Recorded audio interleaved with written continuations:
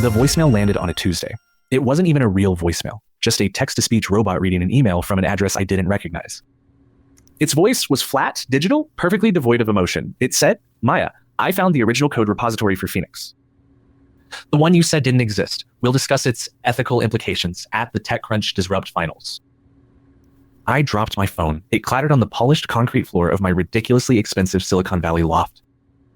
For a second, the world felt like it was tilting on its axis, and all the venture capital in the world couldn't straighten it back out.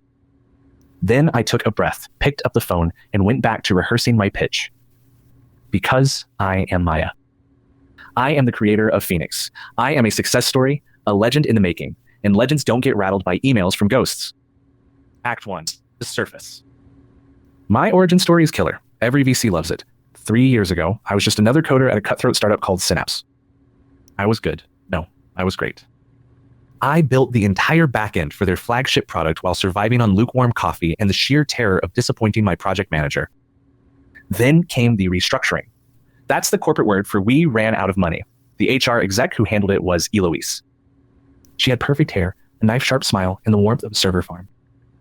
She called us into her glass-walled office one by one, like lambs to a very polite, very well-lit slaughter. When it was my turn, she didn't even look up from her screen. She said my role had been deprioritized. Not personal, just business. She handed me a box for my things and told security would escort me out. As I stood there, holding my sad little box of desk toys and a stapler, I asked her why. I'd worked 60-hour weeks. I'd given them everything. She finally looked at me, a flicker of something like pity in her eyes. "Maya," she said, "you're good at code. But you lack impact." Impact. That word echoed in my head for months. I applied everywhere. Got nowhere. My resume was a ghost, invisible to the automated systems, the keyword scanning algorithms that decided who was worthy. I was just another number, filtered out before a human ever saw my name. That's when I vowed I would never be powerless again. So I built Phoenix. It wasn't just another job board. It was an anti-algorithm. It didn't scan for Ivy League schools or previous FANG experience. Phoenix scanned for hunger, for creativity, for the raw, unpolished talent that traditional HR filters always missed. It analyzed code commits on public repos, forum posts on obscure tech sites, even the way people structured their personal projects. It found the diamonds in the rough, the people who lacked impact on paper but could code circles around the Stanford grads. And it worked. It went viral overnight. Every tech blog wrote about the brilliant coder who got laid off and built the system that was making HR obsolete. I was the underdog who won. My face was on magazine covers. The Phoenix rises, one headline screamed. I was the hero of my own story. The best part? The most delicious, satisfying, perfect part? Eloise. Her career had tanked after Synapse folded. I'd see her name pop up on LinkedIn every few months. A new head of people ops role, a shorter tenure each time. Her star was falling as mine was ascending. Then, 6 months ago, I got the email from her. She was now at a struggling tech giant, a legacy company desperate to seem innovative. She'd heard of Phoenix. Of course she had. She proposed a partnership, a pilot program. Her company would use my platform to find the talent their own systems couldn't. She called my work visionary, insisting she'd always known I had something special. The irony was so thick I could have choked on it. My co-founder, Samir, was ecstatic. This was our big break, proof that our model worked. He was all about the mission, about helping the overlooked. Me? I saw something else. I saw the look on her face when my software became the very thing she needed to save her sinking career. Priceless. I told Samir to set up the meeting. Act 2, the cracks. Eloise was exactly as I remembered, just with a few more fine lines around her eyes. She oozed corporate charm, shaking my hand a little too firmly, calling my loft office authentically disruptive. She talked about synergy and win-win scenarios. I just smiled, a cool, placid smile I'd practiced in the mirror. Your system, she said, it finds people we would never see. I replied, that's the point, Eloise. She didn't flinch. Her smile just tightened. Of course, you've always been one step ahead. I savored that. We signed the deal, a massive 7-figure contract. Our first real enterprise client. Samir was over the moon. He kept talking about scaling, about our Series B funding. He saw this as a victory for our mission. I saw it as the first act of my private play. But a few weeks into the pilot program, something weird happened. I was reviewing the data, the matches Phoenix had made for Eloise's company. They were perfect candidates. A self-taught coder from rural Ohio who'd built a stunningly elegant machine learning model in his spare time. a stay-at-home mom who contributed to major open source projects between school runs. These were my people, the ones Phoenix was built for. Yet, none of them were getting interviews. They were being flagged in our system, presented to Eloise's team, and then nothing. The candidate statuses just sat there, pending review, for weeks. I brought it up with Samir. He was my conscience, my sounding board. I showed him the dashboard. He frowned, leaning closer to the screen. He chalked it up to slow internal processes, the lumbering pace of a corporate dinosaur. I told him it felt wrong. It felt personal. He told me I was projecting. Maya, he said, you won. Let it go. But I couldn't let it go. One night, I used my admin access to look deeper into the API logs. I wanted to see exactly what was happening on their end after Phoenix sent a candidate over. What I found made my stomach clench. They weren't just ignoring the candidates. They were running them through a secondary, hidden filter, an old school algorithm. One that checked for university prestige, for previous employers, for all the meaningless pedigree Phoenix was designed to ignore. Eloise was using my revolutionary tool as a fancy sourcing engine, only to pour the brilliant, diverse talent I found right back into the same old meat grinder. She was getting my creation from the inside out. Samir was furious. Not at Eloise, at me. He said I was obsessed, that my history with her was clouding my judgment. What does it matter? He argued. They paid us. We're delivering what the contract says. He reminded me of what I told him when he first had doubts about working with her. You told me it's not personal, it's just business. My own words thrown back in my face. I felt a cold fury settle over me. She wasn't just disrespecting the candidates, she was disrespecting me. She was taking my life's work, the very symbol of my triumph over her, and turning it into a farce. This wasn't just business anymore. It was war. Act 3, the truth. That's when the anonymous email arrived. The one that became the robotic voicemail. I found the original code repository for Phoenix. The one you said didn't exist. It was from someone inside Eloise's company. A ghost in the machine. A whistleblower. Samir saw my face when I read it. He knew something was wrong. I showed him the message. He went pale. He didn't understand. What original repository? He asked. We built it from scratch. I just looked at him. The silence in the room was suddenly heavy, suffocating. My beautiful, minimalist loft felt like a cage. Because there was an original repository. A private one.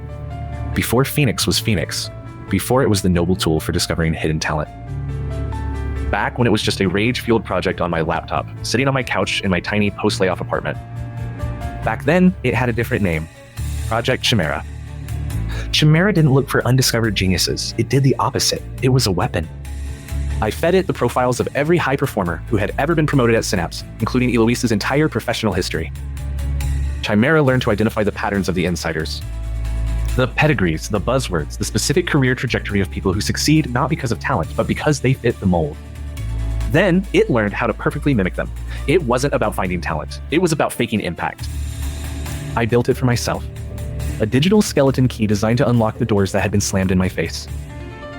It could generate the perfect resume, the perfect cover letter, the perfect LinkedIn profile, all algorithmically optimized to pass the exact kind of filters that had rejected me. It was my secret weapon, my revenge. But then, as I was working on it, I realized something. If I could teach an AI to fake the perfect candidate, I could also teach it to find the real ones, the ones who were the opposite of the fakes. And that idea, it was better, it was cleaner, it had a story, a mission, a story people would invest in. So I buried Chimera. I deleted the repository, or so I thought. I built Phoenix on its ashes, a noble bird born from a monster's corpse, and I never told anyone, not even Samir. Now, someone knew, and they were threatening to expose me at TechCrunch Disrupt, the biggest stage in the entire industry. The place where I was supposed to be crowned the queen of disruptive HR tech. Samir just stared at me. His face was a mask of disbelief, slowly morphing into horror. He said my name just once.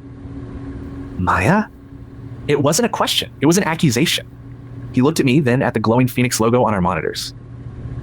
So the whole thing, the mission, helping the underdogs, his voice trailed off. Maya, he said, his voice flat. You lied. Act 4, the burn. I didn't sleep for 2 days. I drank coffee until my hands shook.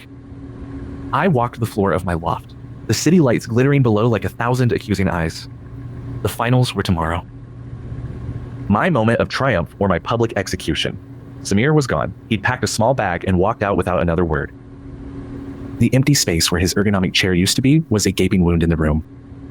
I had two choices. I could go on that stage, give my soaring speech, and just pray the ghost was bluffing. Or I could take control. Eloise wanted to humiliate me. The blackmailer wanted to expose me. They both thought they held the power. They were wrong. The story was mine. I would be the one to tell it. The day of the finals, I walked into the convention center feeling strangely calm. The air buzzed with energy, a hive of ambitious founders and predatory investors. I saw Eloise by the coffee station, schmoozing with a panel judge. She gave me a triumphant little wave. She thought her scheme to neuter my algorithm was a secret. She had no idea about the real bomb waiting to go off. My turn came. I walked onto the massive stage. The lights were blinding.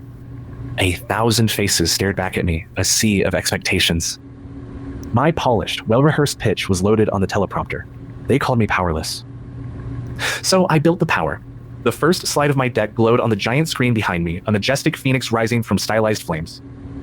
I looked at the teleprompter. I looked out at the crowd. I saw Eloise in the front row, a smug, satisfied look on her face. I took a breath, and I went off script. My name is Maya, and my origin story is a lie. The murmurs started instantly. I told them about Synapse, Eloise, and the feeling of being invisible. The crowd leaned in. They loved an underdog story. Then I told them about Chimera. I confessed my first instinct wasn't to build a bridge for others, but to build a battering ram for myself. I didn't want to fix the system. I wanted to cheat it. I watched Eloise's smile falter. Phoenix, the noble platform we're all celebrating, I said, my voice ringing through the auditorium, was born from the ugliest, most selfish parts of my ambition. The code I wrote to fake a perfect candidate is, ironically, what taught me how to find a real one. I turned to the judges' table, looking directly at Eloise. Some people, even our enterprise partners, still prefer the old way. They use Phoenix to find brilliant talent, only to feed it back into the same broken filters it was designed to destroy. A sea of phones came up, recording. The judges were whispering, their faces grim. Eloise looked like she'd been slapped. This was not the humiliation she had planned. I had taken her secret sabotage and made it public, tying it to my own scandal. She was now part of the lie. The idea of Phoenix is better than I am. I finished. And it's better than a system that pretends to value innovation while secretly filtering for the same old pedigrees.